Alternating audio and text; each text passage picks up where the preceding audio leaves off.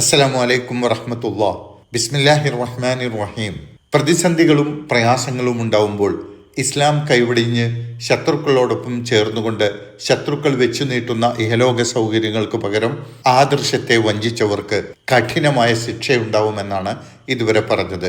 ഇനി ശത്രുക്കളുടെ പീഡനം കൊണ്ട് പ്രയാസവും ബുദ്ധിമുട്ടും അനുഭവിക്കേണ്ടി വന്ന സാഹചര്യത്തിൽ തങ്ങളുടെ വിശ്വാസത്തിനും ജീവിതത്തിനും ഭീഷണിയില്ലാത്ത ഏതെങ്കിലും രാജ്യത്തേക്ക് സ്വന്തം രാജ്യം ഉപേക്ഷിച്ചുകൊണ്ട് ഹിജ്റ പോവുകയും പിന്നീട് അള്ളാഹുവിൻ്റെ മാർഗത്തിൽ അധ്വാന പരിശ്രമങ്ങളിൽ ഏർപ്പെടുകയും ക്ഷമ കൈക്കൊള്ളുകയും ചെയ്ത ആളുകൾക്ക് അള്ളാഹു അവരുടെ തെറ്റുകളൊക്കെ പുറത്തു കൊടുക്കുകയും സ്വർഗം നൽകി അനുഗ്രഹിക്കുകയും ചെയ്യുമെന്നാണ് ഇന്ന് പഠിക്കുന്ന 110, 111 ആയത്തുകളിൽ പറയുന്നത്. സുമ്മ ഇന്ന റബ്ബക്ക, പിന്നെ തീർച്ചയായും താങ്കളുടെ റബ്ബ്.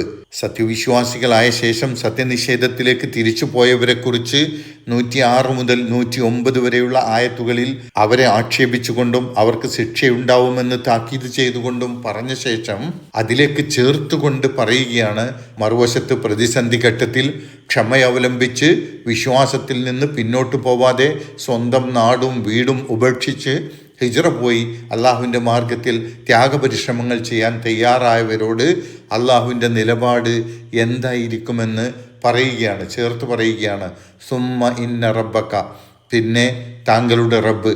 ലില്ലദീന ഹാജറു മിൻ ബഅദി മാ ഫുതിനു, പീഡിപ്പിക്കപ്പെട്ടപ്പോൾ മർദ്ദനത്തിന് വിധേയരായപ്പോൾ നാടുവിട്ട് പലായനം ചെയ്തവർ, സ്വന്തം നാട്ടിൽ അള്ളാഹുവിൽ വിശ്വസിച്ച് ജീവിക്കാനുള്ള സ്വാതന്ത്ര്യം നിഷേധിക്കപ്പെട്ട് ശത്രുക്കളാൽ പീഡിപ്പിക്കപ്പെടുമ്പോൾ സ്വന്തം നാടും വീടും വിട്ട് സുരക്ഷിതമായ മറ്റൊരിടത്തേക്ക് പലായനം ചെയ്യുന്നതാണ് ഹിജ്റ. അല്ലദീന ഹാജറു, ഹിജ്റ പോയവർ അല്ലെങ്കിൽ പോകുന്നവർ, മിൻ ബഅദി മാ ഫുതിനു, ഫിത്നക്ക് വിധേയമായ ശേഷം. ഫിത്ന എന്നതുകൊണ്ട് മർദ്ദനം, പീഡനം എന്നൊക്കെയാണ് ഇവിടെ ഉദ്ദേശിക്കുന്നത്. ഇവിടെ ഹിജ്റ പോയവർ എന്ന് പ്രത്യേകമായി ഉദ്ദേശിക്കുന്നത് മക്കയിൽ ബഹുദൈവ വിശ്വാസികളുടെ പീഡനം സഹിക്കവയ്യാതായപ്പോൾ നബി സല്ലല്ലാഹു അലൈഹി വസല്ലമയുടെ നിർദ്ദേശപ്രകാരം അബിസീനിയയിലേക്ക് പലായനം ചെയ്തവരെയാണ്. പൊതുവെ അള്ളാഹുവിൻ്റെ മാർഗത്തിൽ പീഡനം അനുഭവിക്കുമ്പോൾ ഹിജ്റ പോകുന്നവരെ അള്ളാഹു തൃപ്തിപ്പെടും എന്നാണ് ഇവിടെ പറയുന്നതിലുള്ളത്. എങ്കിലും ഇവിടെ പ്രത്യേകമായി ഉദ്ദേശിക്കുന്നത് നബി സല്ലല്ലാഹു അലൈഹി വസല്ലം പ്രവാചകനായ ശേഷം 5-ാം വർഷത്തിൽ മുസ്ലിങ്ങളിൽപ്പെട്ട ചിലർ നജ്ജാശി രാജാവിൻ്റെ നാടായ അബിസീനിയയിലേക്ക് പലായനം ചെയ്തതിനെ സൂചിപ്പിച്ചുകൊണ്ടാണ്. അതാണ് ആദ്യത്തെ ഹിജ്റ. നബി സല്ലല്ലാഹു അലൈഹി വസല്ലമയും മുസ്ലിങ്ങളും ഒന്നാകെ മക്കയിൽ നിന്ന് മദീനയിലേക്ക് പലായനം ചെയ്ത ചരിത്രത്തിലെ സുപ്രധാനമായ ഹിജ്റ നടന്നത് ഈ സൂറത്ത് അവതരിച്ച് പിന്നെയും വർഷങ്ങൾക്ക് ശേഷമാണ്. അതുകൊണ്ട് മദീനയിലേക്ക് ഹിജ്റ പോയതിനെ കുറിച്ചല്ല ഇവിടെ പറയുന്നത്. സുമ്മ ജാഹദു വ സബറു, പിന്നെ പരിശ്രമങ്ങൾ ചെയ്യുകയും ക്ഷമിക്കുകയും ചെയ്തവർ. ഇവിടെ ജിഹാദ് എന്ന് പറയുന്നത് അള്ളാഹുവിൻ്റെ ദീനിൽ ഉറച്ചു നിൽക്കാൻ, പിടിച്ചു നിൽക്കാൻ, പ്രതിസന്ധികളെ തരണം ചെയ്ത് ദീനിൻ്റെ മാർഗത്തിൽ പതറാതെ നിലകൊള്ളാൻ പരിശ്രമിക്കുക എന്നാണ്. അതല്ലാതെ യുദ്ധം ചെയ്യുക എന്ന അർത്ഥത്തിലല്ല. യുദ്ധം ചെയ്യാനുള്ള അനുവാദം നൽകപ്പെടുന്നത് മദീനയിൽ എത്തിയ ശേഷമാണല്ലോ. ഇതാകട്ടെ അതിനു മുമ്പ് നടന്ന സംഭവങ്ങളാണ്. വസബറു എന്നാൽ അവർ ക്ഷമിക്കുകയും ചെയ്തു എന്നാണ്. ഏതായാലും മർദ്ദന പീഡനങ്ങൾ സഹിക്കവയ്യാതെ സ്വന്തം നാടുപേക്ഷിച്ച് പോവേണ്ടി വരുന്നവർ അതിനുശേഷം നിഷ്ക്രിയരായി ഇരിക്കുകയല്ല വേണ്ടത്. മറിച്ച് അള്ളാഹുവിൻ്റെ മാർഗത്തിലുള്ള പ്രവർത്തനങ്ങളിൽ സജീവമായി നിലകൊള്ളുകയും ആ പ്രവർത്തനങ്ങളിൽ വരുന്ന പ്രതിസന്ധികളെ ക്ഷമയോടുകൂടി നേരിടുകയും ചെയ്യണമെന്ന കാര്യം കൂടിയാണ് സൂചിപ്പിക്കുന്നത്. ഇന്ന റബ്ബക മിൻ ബഅദിഹ, തീർച്ചയായും നിന്റെ റബ്ബ് അതിനുശേഷം. ആയത്തിന്റെ തുടക്കത്തിൽ സുമ്മ ഇന്ന റബ്ബക, പിന്നെ നിന്റെ റബ്ബ് എന്ന് പറഞ്ഞല്ലോ. അതിനുശേഷം വീണ്ടും ഇന്ന റബ്ബക മിൻ ബഅദിഹ, അതിനുശേഷം നിന്റെ റബ്ബ് എന്ന് ആവർത്തിച്ച് പറയുന്നത് ഒരു ഉറച്ച കാര്യം എന്ന നിലക്ക് എന്താണ് അവർക്ക് അള്ളാഹു നൽകാൻ പോകുന്നത് എന്ന് ഒന്നുകൂടി ആവർത്തിച്ച് ഉറപ്പിച്ചു പറയുകയാണ്. അതിനുശേഷം എന്ന് പറഞ്ഞാൽ അവർ അനുഭവിച്ച പീഡനം, അവരുടെ ഹിജ്റ, അവരുടെ ക്ഷമയും ത്യാഗപരിശ്രമങ്ങളും, ഇതിനൊക്കെ ശേഷം ഇതിനൊക്കെയുള്ള പ്രതിഫലമായി കൊണ്ട് ലഗഫൂറുൻ റഹീം, അവൻ പുറത്തു കൊടുക്കുന്നവനും കാരുണ്യവാനുമാണ്.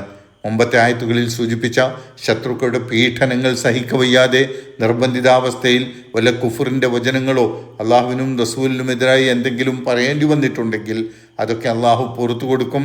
അതുപോലെ അവരുടെ വീഴ്ചകളൊക്കെ അള്ളാഹു പുറത്തു കൊടുക്കും എന്ന് വാഗ്ദാനം ചെയ്യുകയാണ്. അതുപോലെ റഹീം, അവൻ കാരുണ്യവാനാണ് എന്ന് പറയുമ്പോൾ അന്ത്യനാളിൽ അള്ളാഹുവിൻ്റെ കാരുണ്യം കൊണ്ട് അവർ അവിടെ രക്ഷപ്പെടും, സ്വർഗത്തിൽ പ്രവേശിപ്പിക്കപ്പെടുമെന്നാണ്.